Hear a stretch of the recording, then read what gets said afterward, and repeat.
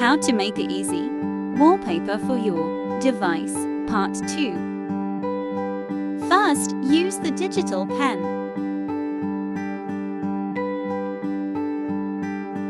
and cover the whole canvas with the color black. Then use the airbrush triangle and take the dark blue color and make a stripe like this. Continue this process with the colors purple,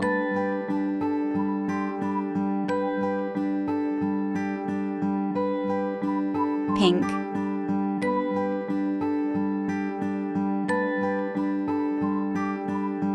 and cyan.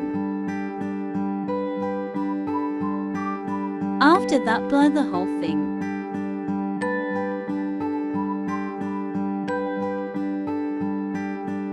Then double tap on the brush icon and search star.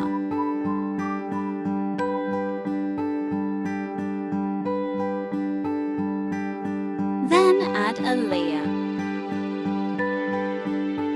and sprinkle some stars. Add a layer and pull it below the second one. Then use this brush and decrease the opacity on the second layer to 30. And tada, that's it.